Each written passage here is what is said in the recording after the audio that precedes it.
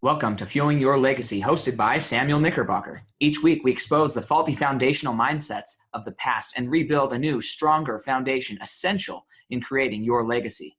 We've got a lot of work to do, so let's get started.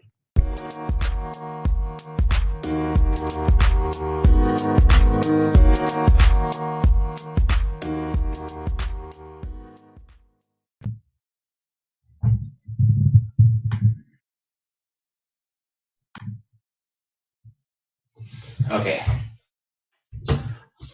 Welcome back.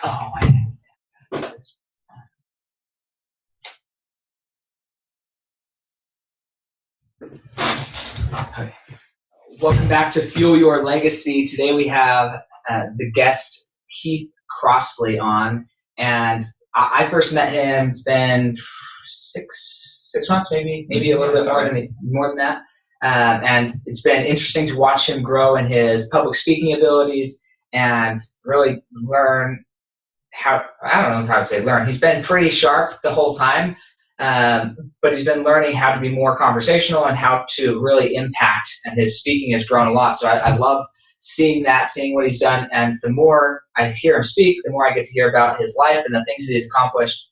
And that's why I'm bringing him on here today, because I first saw him as just a businessman, which is awesome, and he's very successful at that. But about a month and a half ago, I heard him speak a little bit different about a different topic, and that's kind of what we're going to talk about today. And that's where I want to bring him on, because I think it's important for you guys. So Keith, he's gone from a highly anxious CEO to an urban monk without the robes. No, That's very true. An urban monk. After reaching a breaking point where he was riddled with anxiety and depression, and because of the stress of his businesses, Keith took an inward journey of letting go and learning how to really become at one with himself. And that's what we're going to talk about today. I'm excited to talk about it, because it's that journey, and hearing him speak. It was like a 5-minute speech, I think, in one of our groups that we speak at, and it's like, man, that's a lot more than I knew about Keith. I've known him for at least 6 months, maybe a year, and didn't know, and then I learned a lot about him, more about him then in that one speech. So I'm excited to have you on here, and just give a brief introduction to who you are and how you came to that point. Yeah, well, Sam, thanks for having me. The short answer is, I don't think many of us change until we absolutely are forced to, or there's a really compelling reason, or we're just in a really tough spot in life. And for me, that's really what happened. Is my whole life I viewed myself as a very driven person that wanted to accomplish things and build things and create things. And when a lot of the things that I had created turned out to be their own monsters, where everything's great when all your businesses are successful, but when you have multiple businesses and the success gets compounded, but it's the failure also gets compounded if things are not going well. And so I reached a point where I had 4 or 5 businesses, and several of them were really struggling. And for about a good 6-month period, I just had a knot in my stomach every day. I felt sick, anxious. What's going to happen? What am I going to do? What if this all fails? And after a 6-month period of just pure mental anguish and suffering, I'm not exactly sure how it happened, but it was almost just like a switch just went off in my mind, where I realized how much control I had given over to my circumstance, what was going on in my life. And I started asking just fundamental questions about, is the way that I feel dependent on what happens in my outer world? So when things are going well, am I okay? And if things are not going well, am I freaking out? Am I depressed? Am I anxious? And it was just the fundamental question that a lot of religions and religious philosophies have fought about over the years, centuries, is what is the root cause of the suffering? And I accidentally just ended up on a journey that was unnerving, unsettling, and ultimately led to what I believe is the truest form of freedom, which is learning how to let go of everything that you think you are, or everything that you think that you need to be, before you can be good enough, before you're okay inside. And it was a journey of about 6 months of just deconstructing my self-identity piece by piece. And each layer I went down, I thought, okay, well, now I've reached the real me, right? I let go of that and I let go of that, but this is still me. And what I found in that process is that you just start going down and down and down until you strip everything that you thought that you were away. And what I didn't realize is that what you reach at the end of that journey is the isolation of the self, or isolation of who it is that you truly are, and that everything else you thought you were was really just a mental construct. It wasn't you, it was just around you, or it was like you, or it looked like you, but it wasn't actually you. And so the last 2 years have been really different for me in feeling completely at peace, even though my world is still chaotic. I've got 8 businesses I'm running simultaneously. There's problems everywhere. And yet there's been an internal peace that is the underarching feeling regardless of the chaos in the world. So that's the short version is I changed because I had to. I love that. And I think, I wonder, because you work with other business owners. My experience is business owners work with other business owners. How many other business owners do you think are in that transition or haven't quite got there yet? And you see it and you're like, you know what, one day you'll experience the need to find out exactly who you are. I think that when you're successful in business, it can mask some of these problems, right? So when you're successful in life in a certain area, you feel okay internally. And it's often not until something goes wrong that all of the underlying insecurities and fears really start to bubble up. And so I actually, in a strange way, am really grateful that things reached a breaking point, because had it all just been success, I never would have had to discover what I actually believe is infinitely more valuable than money. And so in answer to your question, I don't think most business owners, if they are brought to the brink, don't necessarily seek this path as the way out or the way to get free from it. I think they just suffer. They go, oh my gosh, I'm a failure, my business is going bankrupt, or whatever problem they've got. And they suffer every one of those emotions and every one of those thoughts, and their happiness or their peace is directly tied to the success or the failure of the business, or it doesn't really matter what, even non-business people, right? We all have ups and downs. But as long as your internal peace is tied to what's going on in your outer world, you're going to be riding the wave, highs and lows, feel on top of the world when it's going great and bottom of the ocean when it's going wrong. And what I learned how to do is, how do I stay at peace regardless of that? Sure. And so what I believe that I've achieved a level of that. I don't know exactly what age it happened or what main event it happened at. I've contributed to probably 4 or 5 different books of me reading them, either multiple times or one time. But for yourself on that journey, I guess one question is, how long from the time of like recognizing that you needed to go do something to when you felt like you actually, and I'm using this term loosely because I don't think that it's ever is really over, Sure. But it felt like you got to a point where you could have that inner peace regardless of your outside surroundings. What was the time period of that transformation? It was about a 6-month process. So first it was just kind of like an identity crisis, like, oh shoot, if I'm not a successful businessman, then what am I? Very shallow, superficial version of self-identity, right? And then over the course of the months, I gained further and further separation between what I thought I was and who I was really beginning to understand what had always been there about me, that the true self. And then around, month 4, 5, and 6 was kind of like, how do I implement this new way of thinking, this new way of being into daily life? And it all kind of culminated for me with a specific story. After about 6 months, I said to my wife in this really naive, arrogant conversation, I said, I've made all these changes and I feel like no matter what happens in life, I can be at peace. Bad idea. Karma quickly.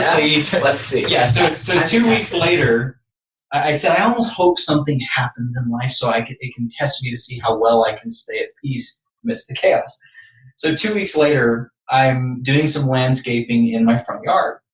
And I order 4 tons of landscaping rock, which the delivery driver dumps right by my sidewalk, but it's in the road. I live on a pretty wide street, and so it took up, maybe a quarter of the road, but there's still plenty of room for cars to pass. So that afternoon, I moved about half of the rocks and left the remainder of the pile there. So I go inside, I took a shower, and it's about 8 p.m., and I'm sitting on my couch watching Netflix, just minding my own business. It's summertime, so it's light outside still, and I hear the loudest explosion. I thought my neighbor's house had blown up. There had been a car crash right in front of my house. It was loud.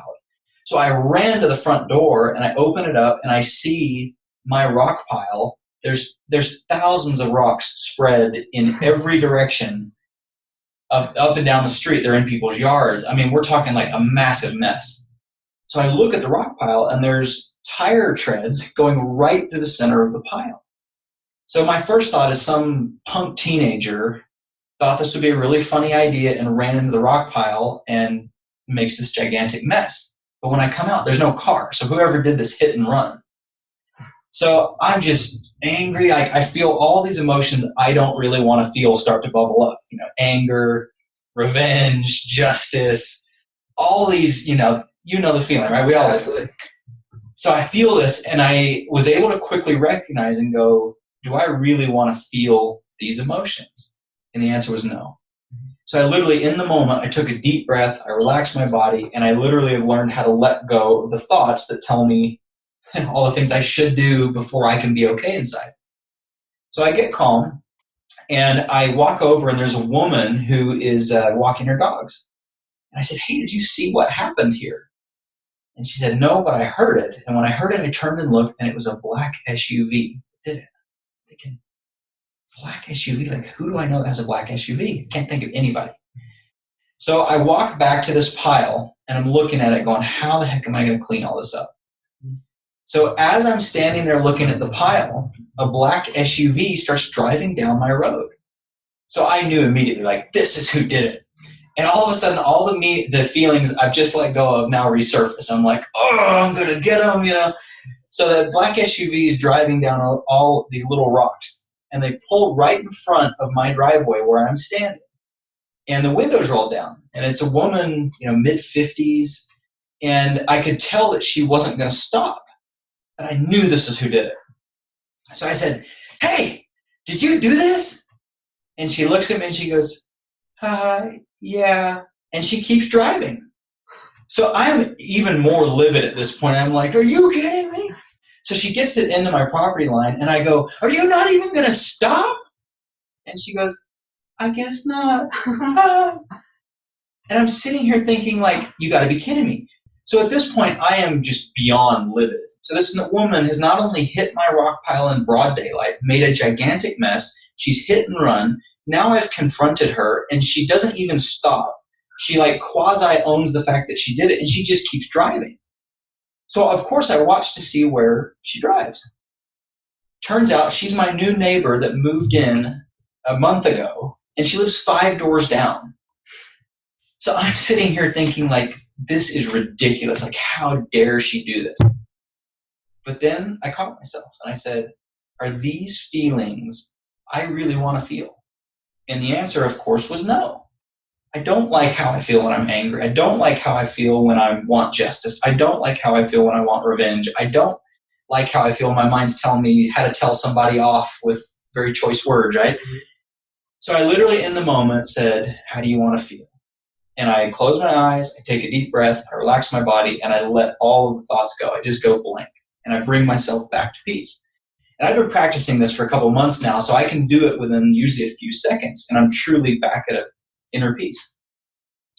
So I very calmly go into my garage and I get the broom. And I just start very methodically and peacefully sweeping up all these rocks into the pile once again. It takes me about an hour. And about halfway through, she walks outside of her house and walks across the street to get a vantage point to see what I'm doing. And she watches me for 2 minutes cleaning up the mess that she made. Doesn't come over, doesn't apologize, nothing. So again, I feel the blood boil, I let it go.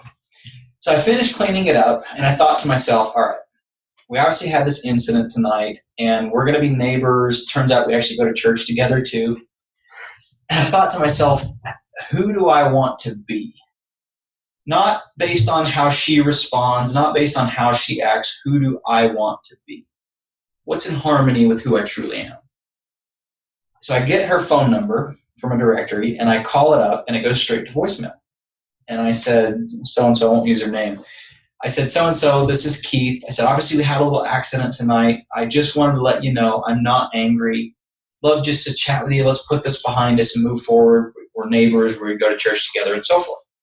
And I've ended it by saying, I just want to clear the air. So here I am thinking I've done the bigger man thing, right? I've suppressed my feelings and I've tried to do the right thing. I don't hear a word back. No phone call, no text, no nothing. So I go to work the next day, and I get all the way into the mid-afternoon. And while I'm sitting in the middle of a meeting, I get a text message from this woman. And in the text message, the first one was a link to Highland City Code, where I live. And in the Highland City Code, it says that you're not allowed to have boats, cars, trailers, landscaping, debris, basically anything on the side of the road. So now she's blaming me that she hit a large rock pile in broad daylight in the middle of the road. It's my fault. And then to top it off, the second text message says, now the air is clear, with a wink. Oh, I literally was like crawling out of my skin. I wanted to like reach through the phone and like just choke her to death. I thought of every name in the book I wanted to call her. And it took me a good probably 30 minutes at this point to bring myself back to inner peace. But to get myself there, I was asking myself the question, do I want to feel this way, right? Do I value my inner peace more than I value the anger? Do I value the inner peace more than I value revenge? Yeah, I value the inner peace. That's not how I want to feel. So then I refrained from responding to her text message because I knew I wasn't going to send anything nice and it was just going to escalate the situation. So I thought to myself, all right, who do I want to be as a person? I know that my core nature is I'm just a loving person. That's who I want to be. That's what I want to project out into the world, no matter what anybody else does. So I thought, how do I just really put this to bed? I waited 24 hours, and I ended up writing a letter to this woman, and my wife was just appalled that I even considered doing this. Most people would be. I wrote a letter, and in the letter, it said, Dear so-and-so, I wanted to apologize for everything that I've done wrong. And I said, you're right. The rock pile, it shouldn't have been there. I didn't know that. I should have known. It was my fault. I said, I'm sorry that I was aggressive with you when I confronted you. It probably unnerved you a little bit when I called you out. And I basically just owned every element along the way that I thought I had done wrong. And I didn't point out one thing that I thought she had done wrong. And I didn't point out one thing I thought she had to do to make it right with me. So I order a box of 4 large chocolate chip cookies. And it's a Friday night. I walk 5 doors down, and I had no idea what was going to happen when I got to that door. So I've got this letter, and I've got these cookies, and I knock on the door, and her husband comes. He says, hey, Keith, how you doing? And I didn't know if it was happy, angry, what. I said, hey, I've got this letter for your wife and some cookies for your family. Could you please see that they get them? He said, sure thing. We shut the door, and I turn around, and as I'm standing on the porch, it was like 1,000 pounds just came right off my shoulders. And it was done. It was gone. I was completely at peace. And what's interesting about that example is she never did anything that I thought she was supposed to do for me to be okay. And what we often do in life is we turn over control over the way that we feel inside over to other people and over to circumstances in life. We basically say, that's the reason I feel the way that I feel, and I don't like how I feel. So what I've decided to do is to ask the question, what do I value? Do I value my inner peace, or do I value anger? Do I value my inner peace, or do I value being right? Do I value my inner peace, or do I value competition and judgment? Basically, asking myself how I want to feel and taking total control of that. And so that was about 6 months into my journey where it was the first time where I had to really put it to the test to see if I could maintain inner peace amidst a very potentially toxic situation. Sure. That's crazy. I love that story. And it's so, I think that everybody listening to this, I know myself, you see yourself in multiple areas of that. Being that I can identify with the girl who hits the rocks. I'm like, no, it was not my fault. In fact, fix my car because you broke it or whatever, right? Like, I can identify with every aspect of that story. And I think it's so great as a way to help illustrate the choice that we have between peace and happiness. I'm curious your experience, because I have had my own experiences, but during that process of discovery, of finding out who you are, you've mentioned a few times in identity crisis. I think you really truly have to identify your identity before you can begin to create, before you can begin to have any level of confidence. You have to identify your identity. And that's a process that, as you said, it's very unnerving. It's very grueling. It really does come down to questioning everything you've ever believed. My question for you would be that you know who you were before, the competitive, businessman, successful, all those things.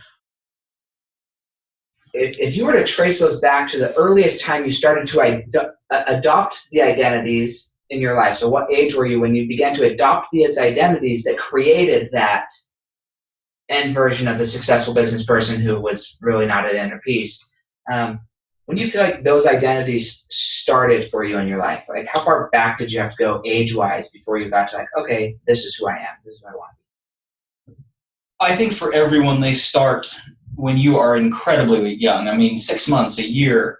And it's because what's happening even at an early age is you're being told what's acceptable and what's not acceptable. So it may be as simple as it's okay to cry.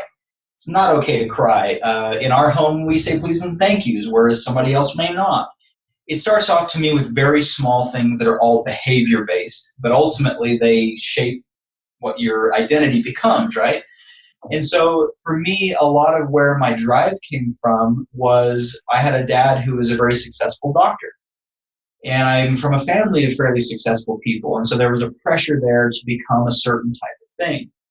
And when I started deconstructing the identities, what I found was a lot of why I did what I did was to prove that I was good enough. So it didn't matter if it was trying to get good grades. It didn't matter if it was, doing marathons. It didn't matter if it was building businesses. Whatever I did, there was a drive there. And initially I just thought it was an innate part of who I am. I'm just wired this way, right? But yet once you start deconstructing it, you go, I see the illusion of why I do what I do now. Where I recognize when I'm trying to fill a void or try to become something other than what I already am, which is a really strange concept if you think about it. So you mentioned a little earlier when we were talking privately that a lot of times we know who we are when we're young, and then we have all these layers of expectations and parents and society and friends and all the things that tell us who we're supposed to be and how we're supposed to do it. And then you get to your 20s or 30s and you feel like, now I've got to figure out who I am. Well, the question is, what does that actually mean?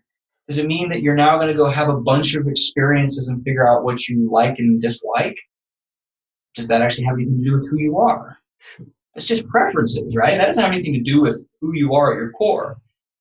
And so for me, the deconstruction process was literally layer by layer, and it started with obvious things to let go of. So for example, if you said, well, are you your possessions? Well, clearly not, right? Sam existed before you had a car. Doesn't matter what kind of car you drive. The real you doesn't need a car to exist. Possessions don't have anything to do with who you are. It's simply what you own or don't own. So another easy one that was, quite easy to let go of was the idea that you were your job. So you're a financial advisor, I'm in business. But you and I haven't done that our entire lives. So we acquired that title or that thing along the way.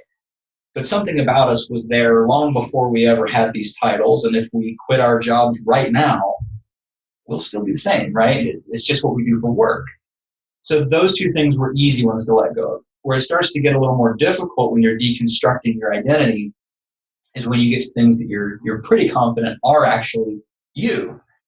So for example, you have this physical body, right? And you say, well, I can touch this leg and I can grab this arm, but is it actually you?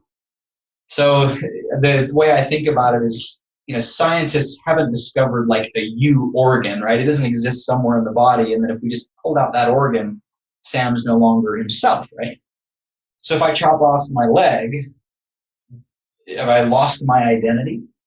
No, I just lost the leg. If I cut myself off from the waist down, have I lost who I am? No, I just don't have any legs. So if I cut myself off from the neck down, have I cut out me, right? Well, some people get hung up here and they go, well, what about your heart? Your heart seems to be pretty important. It's got to have something to do with who you are. But suppose you needed a heart transplant and we took my heart and put it into your body. When you wake up from anesthesia, are you going to be me? No, I would challenge this. Yeah. On a quantum physical level. Sure. But I like where that's going. My perspective is, to a degree, so there's a big so I studied neuropsychology before I got into finance, and there's a debate going on in society. I feel like it's getting pretty close to being approved as canonized knowledge, we could say, in the psychological world, that your subconscious is essentially muscle memory. Your subconscious is your body. And if you go down to the quantum physical level, you are a sum of atoms vibrating at a certain frequency. Sure. And those frequencies are instilled in us. This is kind of why I asked the initial question, like, when did that identity start? From a quantum physical perspective, some of these identities actually are created into us. Doesn't mean they can't change, but they definitely are created into us based on the frequencies that our parents were vibrating at as in conception and previously, because that's the frequency that was creating us. Sure. And so to a degree, if we were to change your heart for my heart, your heart vibrates at a different frequency purely based on the experiences that your heart has experienced in your physical body, the right. subconscious sum of who you are. And transposing that frequency into my body would alter my subconscious identity, because my subconscious change your physiology, right?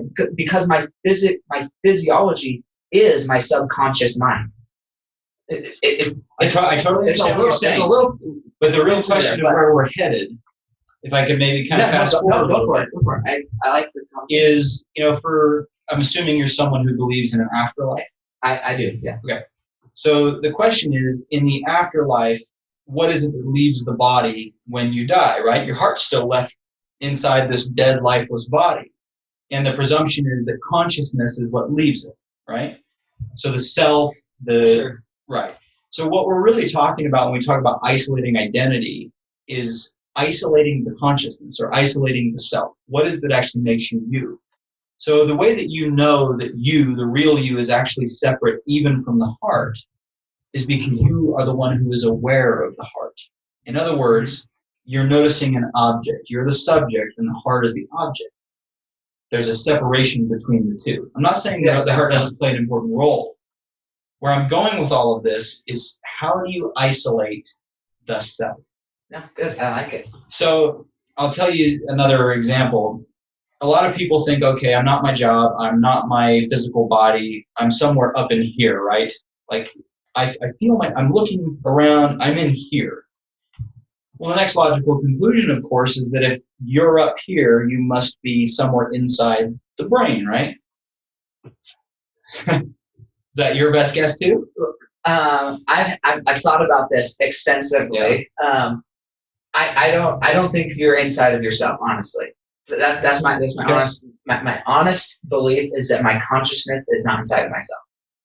And the reason I would say that is because through when you get to a point of extensive meditation, when you've been meditating for hours and regularly, there is a level of meditation where you, and I don't understand this other than, I have my own ways of explaining it, but you can, that identity can actually remove itself from the physical form, out of body experience, an out of body experience, and you can view you meditating. And so because of that, I honestly believe that the consciousness is a frequency, and it's a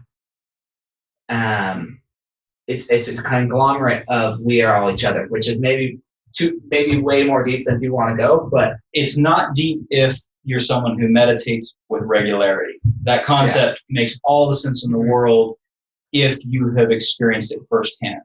Yeah. And so I've been how to explain to somebody who hasn't. Like, so I've been meditating now for 2 years, almost 2 years, and I've had some really profound experiences. And maybe this is a good kind of segue into isolating the self or consciousness.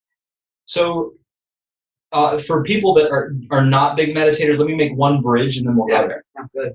So what most people assume when you start stripping it all away is that they are the brain, right? Or that they're inside the brain, which suggests that all the thoughts that you have or the voices that you hear inside your head are you. But the easiest way to understand the separation between the thoughts and the voices in you is if I were to, put this microphone right here and I say, Sam, is this microphone you? Is it who you are? Not represents you, not symbolizes you. Is it literally you? No, right? But the question is, how do you know that microphone is not you? Well, you're obviously the one who's looking at it. You're observing it, which means there's a subject and an object. There's also a distance between you and the microphone. So where most people get hung up and why they actually suffer is that they believe that the thoughts that they have and that the voices that they hear are them. But the question is, which thoughts and which voices? So for example, you have a thought that says, I should go volunteer at the homeless shelter. It's this wonderful, noble thought. Mm-hmm. And then 2 seconds later, you have a thought that says, I could run my boss over right now. So the question is, which of those thoughts is actually you? Both of them? Neither of them? The answer is neither, and I'll tell you why. The answer is neither, and it's because as you see a thought come across the mind, you are the one who observes the thought. It's separate from you. There's a distance between you and what you're seeing. So that's how you know that. The way I think about it is the mind is just this thought generator. It's just literally spitting out all kinds of things all day long, thousands of thoughts. Some of them have meaning. Some of them are completely worthless. A lot of them are random. They're fear-based. They're anxiety-based. And you are the one who's watching them all come across the screen of the mind, and you're going, I'm going to grab onto that one. See, but you let the thought to kill your boss go. You didn't do that one. Hopefully, right? Yeah. So clearly you saw a thought come across the screen of the mind and you went, no, and you let it go. But the difference is I grab on the one that says I'm going to go volunteer at the homeless shelter. So I grab onto that thought and make it mine. But the cause of suffering is when you latch on to thoughts that are either not true or you don't recognize that they're not actually you. So the voice inside the head is no different than you're hearing me talk right now. Right. But you wouldn't say, that voice over there, that Keith voice, that's not you. You're hearing it. And yet in the mind, we hear the voice and we go, oh, that's me. No, it's not. You're hearing it. Right. It's separate from you. All right, so you strip all the layers away, and what you eventually come to is that I'm not my job, I'm not my possessions, I'm not even my body, I'm somewhere inside my body. I think I'm in my head. But if I can take away the thoughts, and that's not me because I'm the one who notices them, and if the voices aren't me because I'm the one who hears them, then what the heck is left over, right? If I'm none of those things. Exactly. So this is where meditation comes in. I never meditated. I used to think quite frankly, it was hokey. It was for people that, off in the Middle East, or not Middle East, in Asia, just strange. I started meditating when I started to reach this critical breaking point, and it was really out of desperation just to see if something could help me calm down that wasn't medication. So I started sitting for 5 minutes, 10 minutes, 20 minutes, 30 minutes. I've gone as long as an hour and a half, 2 hours sometimes. And what the experience has been like is you reach a place eventually where there is an absence of thought. And I'm assuming you're saying this firsthand. Yeah. So what's really interesting is if there is an absence of thought, it means that you, the real you, the consciousness, exists without having to think, which further proves that who you are actually isn't connected to the thoughts that you have. So scientifically what's going on is as you and I are talking right now, we're in a beta brainwave. It's a pretty high frequency brainwave. And when we go to sleep, we drop all the way into a delta brainwave, which is a very slow, restorative wave, which rejuvenates us. But when you meditate, you dip into the two layers between, which are alpha and theta. So they're faster than the delta brainwave, but slower than the beta, which means that you're fully conscious, but you're not thinking. Okay? Follow me so far? Yeah. So what we've essentially done now is we have isolated consciousness, or what makes you you. So the next really interesting question is, once you get to that place, do you have characteristics? Are there any traits that make you, like how do you describe who you are at that level? So this is where, to me, it gets really exciting, is people who meditate regularly will often have transcendental experiences or mystical experiences where they literally have let go to the point where they lose track of time, they lose track of space, they even lose track of their body, which you call an out-of-body experience. And you literally feel like you enter into another dimension. And you are 100% present in that dimension. And what's really fascinating is on what I'm going to call the other side, all that you feel is the purest form of love you have ever experienced. That is beyond any earthly love. There's no judgment. There's no competition. There's no anger. There's no fear. There's no anxiety. All of the things that you experience as a human don't exist there. Perfect, beautiful peace. And what's interesting about what you take away from one of those experiences is you come back feeling whole, that you are good enough, that you don't have to try to be anything other than what you already are. So to me, we use the word human being, right? Those are two words that have been paired together. Human stands on its own, being stands on its own. And what we're saying is the body, the mind, the organs, the experiences, those are all human. But there's a being inside there whose core trait, core personality is 100% pure love. And that's all it wants to receive, and it's all it wants to give. And that's ultimately why I could say to the woman with the rocks, it wasn't about her. Because I didn't see the behavior. What I saw is that if my soul, my consciousness, myself, is nothing but the purest love you ever can even imagine, it's the same thing that's in her. Same thing that's in you. Mm-hmm. Exactly. I think I love it. I think the pairing of human, I like to take phrases that are very common and either switch them around or just change the definition of them. Yeah. For my own sanity, I guess. I'm not sanity, but exploration of maybe a different meaning. But I love the phrase human being because there's, as you dissected them, there's human and there's being. And most people use being as a noun. Mm-hmm. But what if being was a verb? What if it literally is a way of, it is an act of being rather than that you are a being, because then I feel like when I now say I am a being, I'm still assigning that there is something there. But if I'm just it just is being. It simply exists. It just exists, right? And that's where I think we are all connected. And this goes into because I work with money and people, and you use the example of microphone. I use the example of money. People see money as an object, and for me, and this is like you go into Napoleon Hill or Earl Nightingale. This is where they kind of got up to. Joseph Murphy talks about it, but we actually are money, right?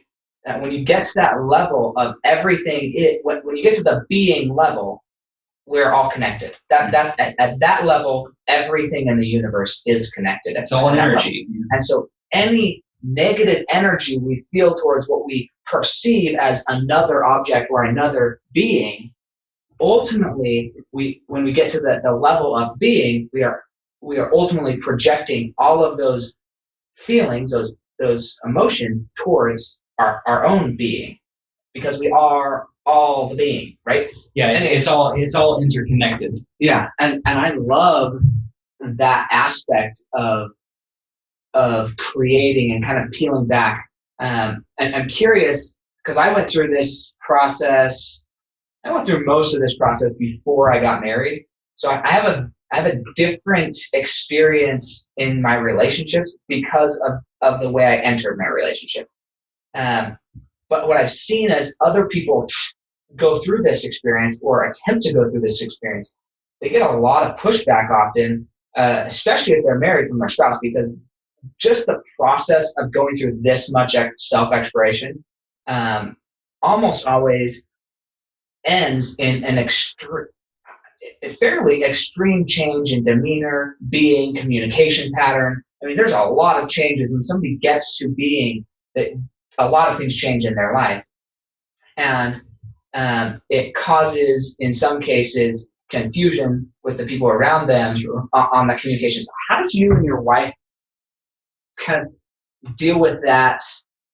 Your transition? Did she make the transition with you? Like, what was that experience like for you and your wife and your kids and the movement? If I can maybe interpret what you're saying, it sounds like what you're saying is that you end up on different planes in a way, where one's still kind of in this traditional worldly view of life and interactions and what things matter and what things don't, and then one person maybe has transcended some of the mundane earthly cares. Yeah, that's a great way of putting it. Okay. Exactly. So my wife deserves a lot of credit for several reasons. One is that she's a deeply spiritual person herself, and in some ways I think she was probably actually ahead of me in some of these areas. But the other component is that when you get in touch with that part of your being and you let go of the human, the natural byproducts are going to be that you're more loving, you're more compassionate, you're less judgmental, you're easier to be around. What's not to like about all those things? And so for me, if anything, it made the old version of me, I was actually quite embarrassed, because I realized how much I was trying to control the people around me so that I could be okay. And I tried to control the world around me and all the parts of my life to try to make everything how I thought it should be and how I wanted it to be so that Keith could feel okay. And so in many ways, this transformation freed up my life, it freed up my kids. I don't mean to sound that I was this horrible dad or husband, but in retrospect, I learned a lot about what love is and what love isn't. Right? Mm-hmm. So what I realized is that I was continuously loving with judgment attached, meaning that when people behaved the way I thought that they should, I would show love. But if someone didn't behave the way that I thought they should, I would withhold love. So I was actually using love as a weapon or as a means to get people to do what I thought they should do. When you really break that down, that's not love at all. It's control. Mm-hmm. You're trying to get people to be who you think they should be. And so what this process for me did is, once I caught a glimpse of who I am at the core level, which is that unbelievable divine love, the next question is, what do you do with that? What you do with that is you use every interaction you have in life as the proving grounds to lead with your true nature. It's to basically say, that person didn't treat me how I think they should treat me, but it's not about them. It's about me and who I want to be. Mm-hmm. How do I want to respond instead of react? And my choice is to lead from my true nature, which is love. So my family has seen pretty dramatic changes, and for them, it's been virtually all positive. Sure. Yeah, I think in most cases it's been positive. The times that I've seen it, I wouldn't even say it's backfired. It just leaves confusion. Is especially in I don't know your relationship, so I'm not projecting this onto you, Dave, but hyper narcissistic type areas where they are good at, or they had been good at disguising. So now the outward expression of love is very similar to the outward expression of control. Mm-hmm. The act almost is the same. That the differentiating factor is the intention, and the confusion comes from when the person who is on the receiving end of the act of either control or love sees you making the same act, but doesn't know how to take it because they're like, I don't feel the control, but it's the same thing. So there's triggers in their mind of what they feel like they should be experiencing, but they're not. Anyways, that's where I've seen it create confusion with spouses or other either family members or business partners or whatnot, other people that you're in relationship with. They just don't know how to take you for the first month or two when you're sure. The intention changes, and that's an energy thing, and people feel the intention change. They're like, what is going on? And then how do you explain what happened to them in a way that they're like, oh, okay, so this, I can actually count on this being the new form of communication. Yeah, I think it's a very valid point. In the very beginning, my changes were so palpable to me and to other people that it was almost not, it was visible, but it was even more than that. It was almost like an energy shift where I was just fundamentally different. It's like somebody just came in and rewired all the circuitry, and there was like this new version of me, and I felt it. But what it caused me to do that I think my wife probably had to adjust to in retrospect, I would apologize immediately, whereas I might have held on to something for 2 days, and given her the silent treatment or caused an argument because I thought I was right on something that really didn't matter at all. Mm-hmm. And so I think it does take time for people to acclimate, but it's a pretty easy transition when you're being the one who's apologized to and someone's just owning their baggage and owning their mistakes. The minute you know that you can trust that they're just continuously doing that, well, they're going to accept it. Yeah. They go, oh, this is actually kind of nice. Yeah. I think it's a minute when they recognize it's sincere and it's not an improved or an escalated form of manipulation. Yeah. Or reverse psychology or whatever. Like, I think we have a lot of these scare words in our society, and so that's what people automatically think of, which is natural because they're trying to protect themselves. But helping them get to the point where, like, no, I really have changed. That is what I really think is the adjustment. I love that story of like understanding where you get to that point. It's the realization that you were the problem. And that sounds like something a therapist would say, but I actually mean it on a much deeper level. Mm-hmm. Meaning that you are the problem for one simple reason. It's because you believe that they should be a certain way when they are not. Or it's that you think the way that you parent is supposed to be a certain way, but it's not. In other words, you're sitting in the seat of judgment and basically saying, I know what's best, I know I'm right, and because you are not that way, or because you're not doing it that way, you're the one who's wrong. How arrogant are we to think that our way of doing virtually anything is the right way to do it? And so we project that onto our spouses, we project it onto our kids, we project it onto our coworkers.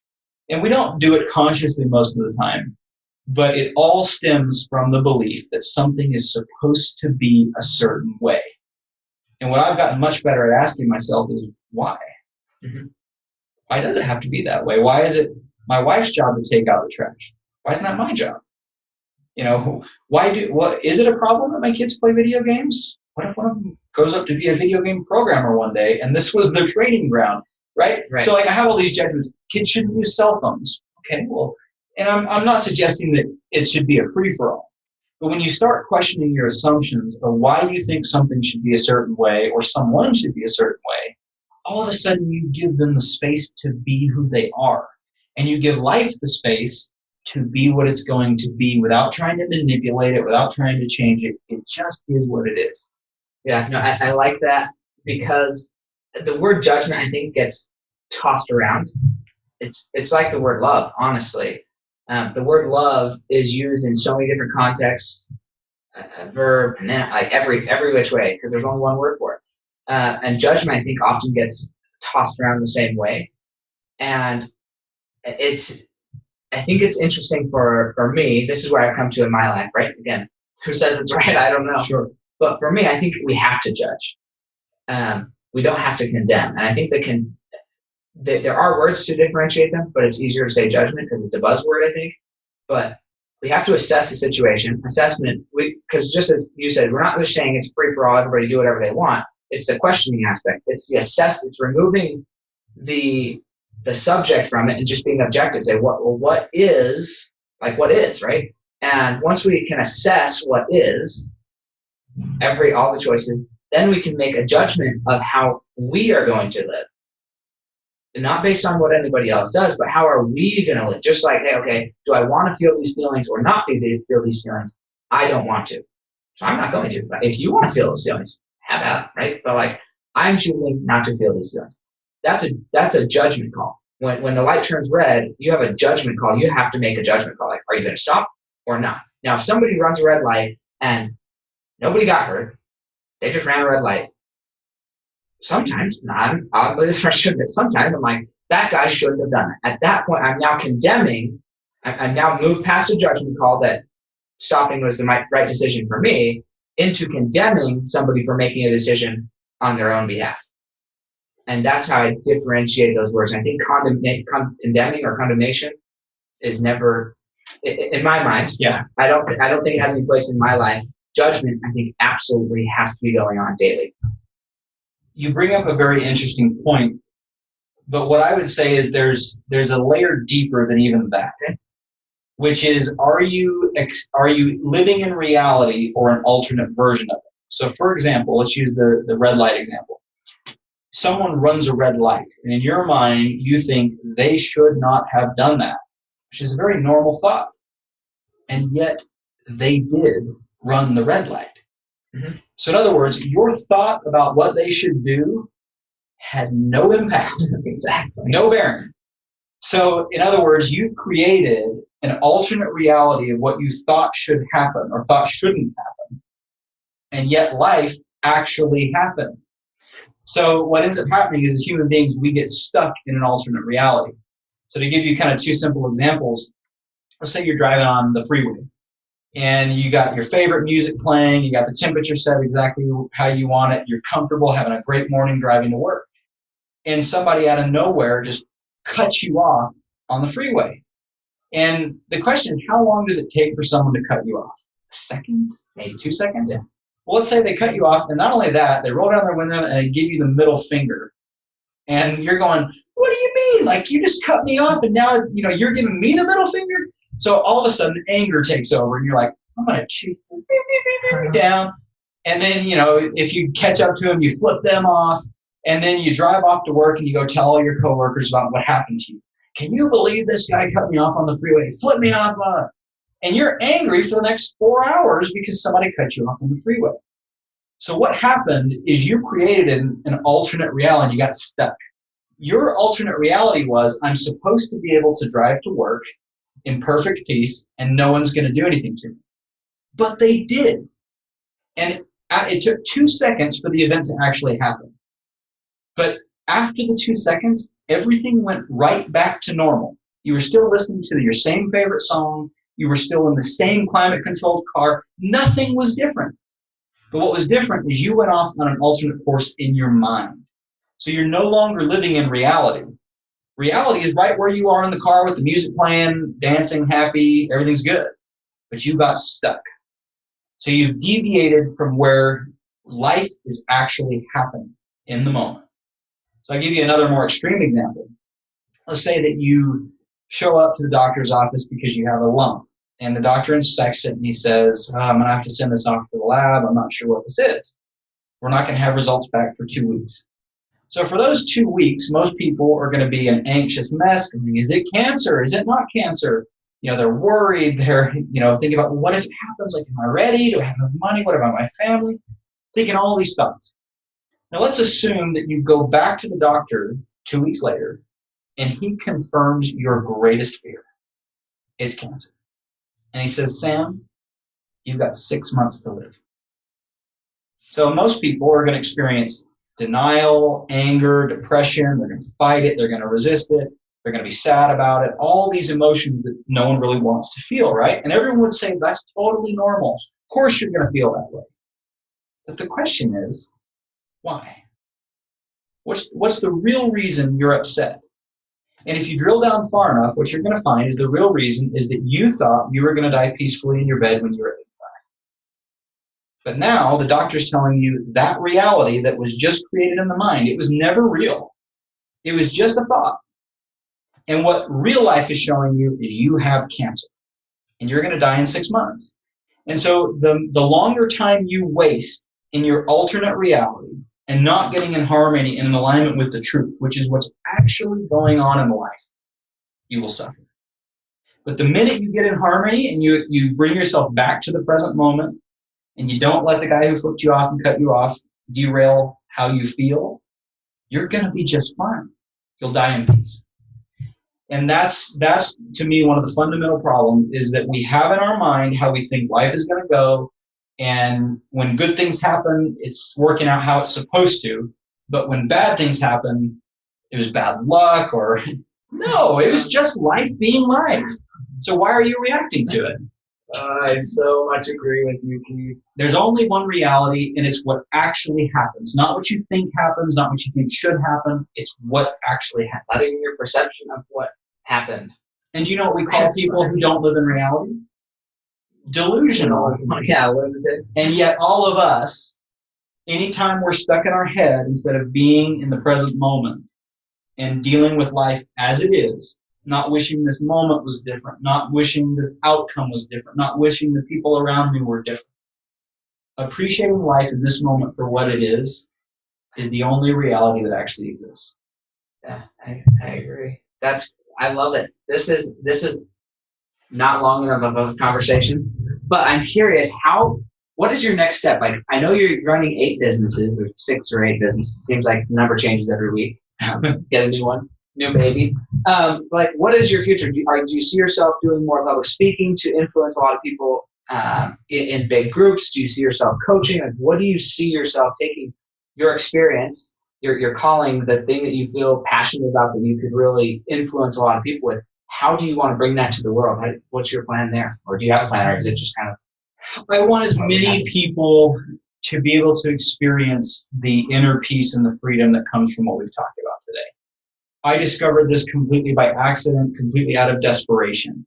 And I want to be able to take people through a methodical process of how you lose yourself to find yourself. You know, when we talk about that core identity, really getting in touch with that you, which is the only you. Mm-hmm. Everything else is just a layer. Getting in touch with that person and then learning how to interact with the world and the people around you in a way that leads with that. So speaking, sitting in these one-on-one conversations, some of my favorite things is to sit with someone who's struggling and help them gain distance between the thoughts and the feelings that they're struggling with and the real them. And that distance often gives you enough space to get some perspective that everything we worry about in the big picture, yeah, it's just irrelevant. So I'm going to ask another question. During this process, were you journaling about it? Were you writing it down? Was it all in the head? Like, what was your process of recording, or did you record the questions you were asking yourself and creating a separation? How did you record the separation? I started writing a book, so I'm about probably 70% away through a book, and it's really broken into 4 major sections. The first half is deconstructing the identity and then how to reveal what's underneath.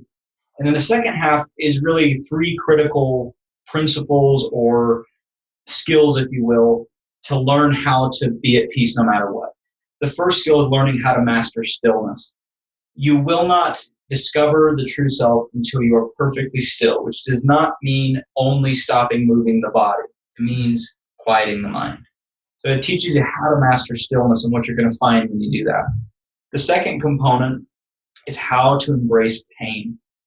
That may sound like a really strange concept, but what I found is that what I was actually afraid of is pain. And not physical pain, it was feeling the full weight of my emotions. And when you're afraid of feeling pain, it means that you're afraid of certain events happening in life. Death of a loved one, business failing, a kid dying, I mean, you name it, whatever your fear is, as long as you are afraid of feeling pain, you will never fully be free. And so the second process takes you through a step-by-step guide of how to heal from your past traumas, and then also giving you tools to know how to deal with when things actually happen. If mom dies, if the child dies, if the business goes under, the suggestion here is not to numb. That's what I've done my whole life. Yeah. Most people want to numb because they don't like the way it feels. And what I've learned to do is that when life gives me one of those really hard moments, the best solution is to feel what you need to feel when you need to feel it. Otherwise, you get stuck. You have to let the emotions be what they need to be in situations that truly call for it. And then the last component of the book is learning how to get in alignment with reality. Because that's honestly the core of the suffering, is we believe life and people should be a certain way. And even though we know our life is not going to be all cupcakes and rose petals, when something goes, quote unquote, wrong, all of our inner peace goes right out the window.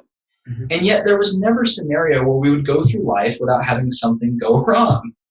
So, if you know the rules of the game, is it necessary to react when the very thing you knew was going to happen actually happens? So it's learning how to get in alignment with reality by not resisting what is. Amen. So silly. It really is. It's interesting once you get to the other side of this conversation. When I say the other side, I said this in the beginning, I don't know that any of us are ever really completely there. I think it's always a journey. There's always a need to continue the meditation, to continue to identify and experience in that love being state, experience it. Because if we want that to become, I believe that the old adage, the people you spend the most time with, that's who you're going to become. Well, if you're spending too much time in this existence as a being, a human being, then you're missing out on what you want to become as love.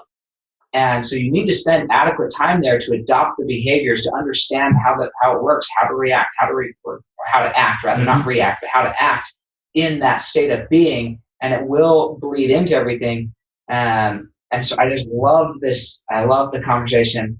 And when you get to that point where you at least have experienced that love way of being a few times, that's when I would say you're there.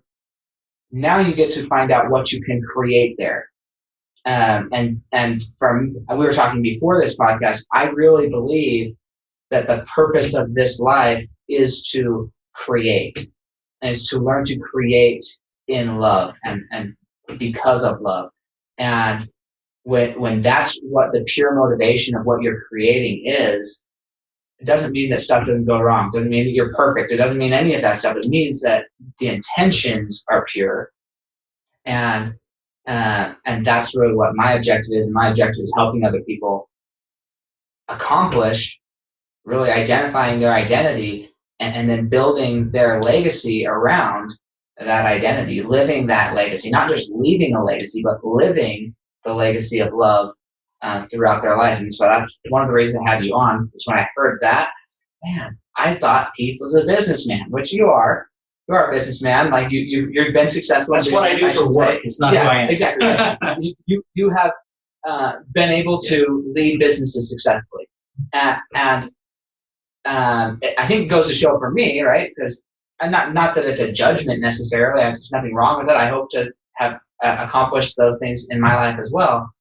But you never know who you're talking to and what they've experienced. This is a lesson I've learned a lot through this podcasting journey of mine, but I'm still learning it, is give everybody the opportunity to tell you who they are from the love aspect of who they are. And when you're able to listen to people from that place, you learn so much more about who they are and what they represent and what what their real mission is. I think that's spot on. And what I would say to people who are listening is, you've had experiences meditating, I've had experiences meditating, and in many ways we feel like we've gone through this deconstruction process, figured out, a higher way of being and living and so forth. But as you know, there are people who are way beyond anything I have experienced, right?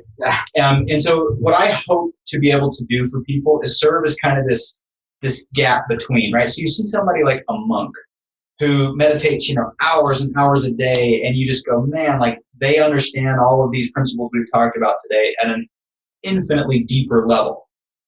And yet they don't live in the real world. They live in a very unique set of circumstances, right? You've got a family, you've got a job, I've got businesses and a family and things that we're worried about. We're living life. So to me, what I hope this conversation will serve as an encouragement to people that it's not about how high up the mountain you're going.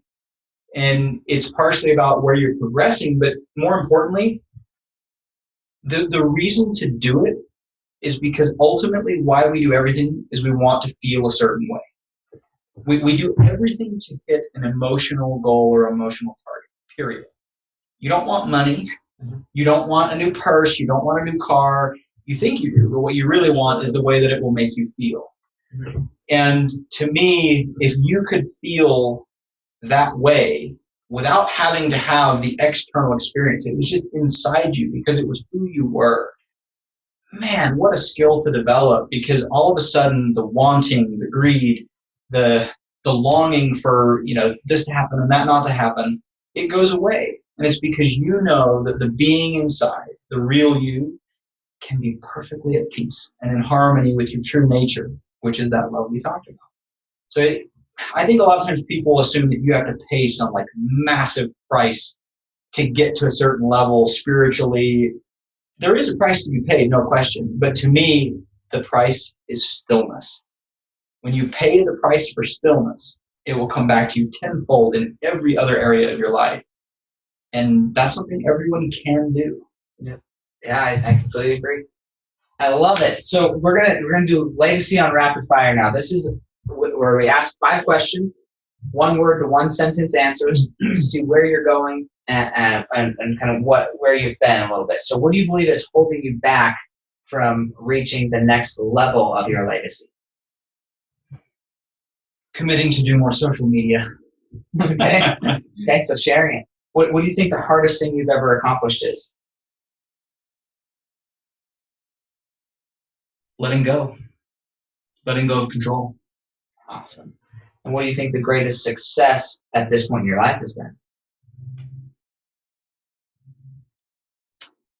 This may sound cliche, but I have a daughter. I married my wife. She already had 3 boys, and then we have a daughter at the tail end, and I love the boys. They're, I don't call them stepsons. They're just sons. Mm-hmm. But my greatest joy and success is really my daughter. Having your own child, to me, has highlighted that the closest you can get to the kind of love we've talked about today is the love for a child. And that, knowing that is the most successful thing I've done. Yeah, I love it. What is the one secret that you believe has contributed the most to your success?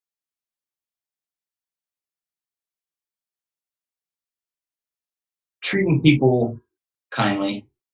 I think ultimately if we're going to be judged in the afterlife, which who knows? Sure. But if we are, I've got to imagine that's the real barometer, is how did we treat other people? And the real test for that is not treating people that we like and people that we love. It's treating people that we dislike, how we treat enemies. To me, that's the true test of how far we've progressed as a being.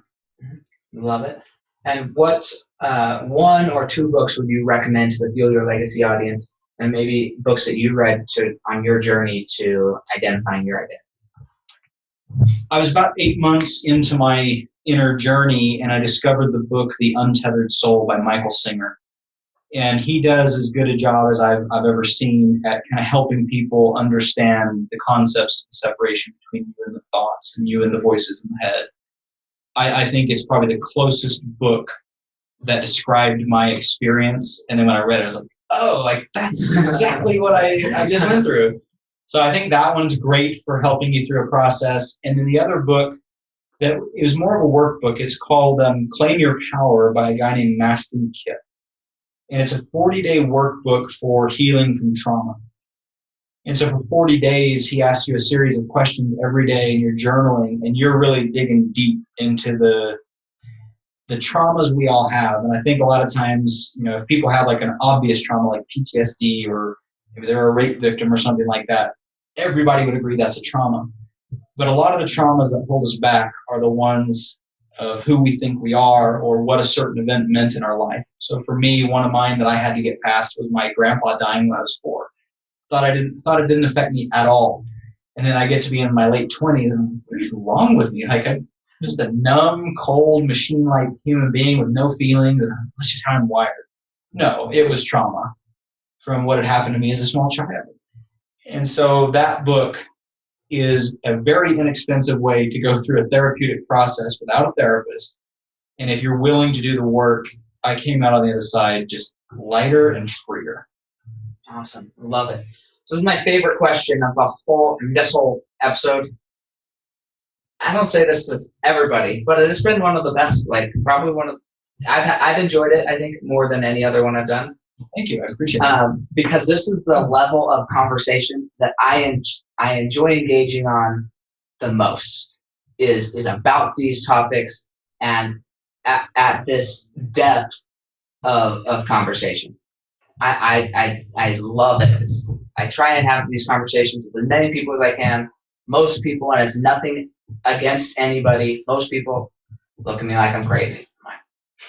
That's okay, One day I hope you experience it, right? So I really, really appreciate this conversation for having me. But this question, I think it tells a lot. We talked about it or hinted at it a few times during the discussion, but we're going to have to pretend that you're dead at some point. Okay, so you're dead. We're talking about 6 generations down. So your great, great, great, great, great grandchildren, they're sitting around a table and they're discussing Keith Crossley's legacy. What do you want them to be saying about your legacy? What I'm about to say may be a very different answer than you usually get. And the answer for me is that I don't care at all about legacy.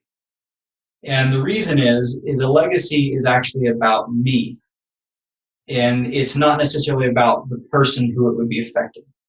Now, if there was a message I could get to that 6 generations, what I would hope that they would know, it would be very simply that they are lovable just as they are. They don't have to become anything. They don't have to do anything. The fact that they exist means that they're made of the same thing you are and the same thing that I am, which is that love that we talked about. And every judgment, every criticism they experience as a human being is someone who is not seeing through to the real them. And in short, I would hope that they know that they are lovable and they're good enough. Yeah, I love it. That's good. I think that's still a legacy, but it's okay if you don't want to call it a legacy. No, I think my version of legacy has really, really shifted as I've done this and I've listened to different people. And oftentimes that's what people will automatically say a legacy is like who remembers what. But I think the legacy is just as much it's really what you're creating in the universe. And if you can create that feeling and multiple people experience that feeling, then that will be your legacy. Yeah, I view legacy as basically what have I done with my time while I was here, not necessarily how long does it go on. So as you know, I don't want to derail this. No, go for it. But one of the things that you know because you meditate is there's a duality to your being, which is that you are no one, and yet you are everyone simultaneously. And what that really means to me is that I remember listening to Jim Lovell. He was on Apollo 8. And it was the first time that they were going around the dark side of the moon. And when he came around the dark side of the moon and he saw the Earth after it being blocked out, he said, I could hold my thumb up and cover up the Earth through my window of my spaceship. And he said the Earth was just right behind my little thumb. He said, at that moment, I realized that the earth that I've lived on and is so real and so vivid in my world is a tiny speck of dust in the infinite, galaxy and universe. It's literally nothing. And he said, if the earth was nothing, then what am I? I'm sitting here worried about what I'm going to have for breakfast. And somebody cut me off on the freeway when we're this infinitely small, meaningless piece of dust. And that may sound discouraging to a lot of people, but I actually find it so freeing to know that I am so insignificant, right? So when you ask about legacy, that's automatically where I go, I'm nothing. Like, no matter what I do, like you think like a president of the United States, if I named like 15 of the U.S. presidents, I bet you wouldn't have heard of multiple of them. That's true. And they're presidents. And I'm sitting here in this tiny little speck of dirt in Utah, thinking that whatever I do is going to have this, dramatic impact. The reason that's not discouraging is I'm not into the business of trying to reach the entire world. I'm trying to make a better life for my children, for my wife, for my friends that are my close friends that I truly care about and truly care about me. And it's not that I don't care about the rest, but that's what's within my control. Mm-hmm. So legacy to me is, yes, it's about what am I doing here on earth to contribute, to give back, to lead with love. But what impact it has down the road, it's not for me to say, Awesome. I love it. Well, this has been, like I say, it's just been an awesome conversation. I love it. And we'll probably have to have you back on because there's too much of this conversation that people need to hear it. It's not just that I enjoy it, not just that Keith enjoys it and it's been his experience, but people, and that's maybe a judgment call that people need to hear it. I know that this could benefit people's lives. That's what I'd say. Whether you choose to believe you need it or not, that's your own thing. But I honestly know that these explorations, these things that we've accomplished, they can benefit you when you go do it yourself. Our accomplishments won't benefit you really at all until you go do it yourself. When the student is ready, the teacher shall appear. Yeah. No, it's true. So thank you so much, and we'll catch you next time on Fueling Your Legacy.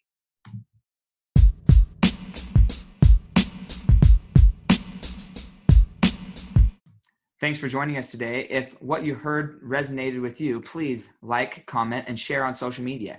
Tag me so I can give you a shout out on the next episode. And thanks to all those who have left a review. It helps spread the message of what it really takes to build a legacy that lasts. Catch you next time on Fueling Your Legacy.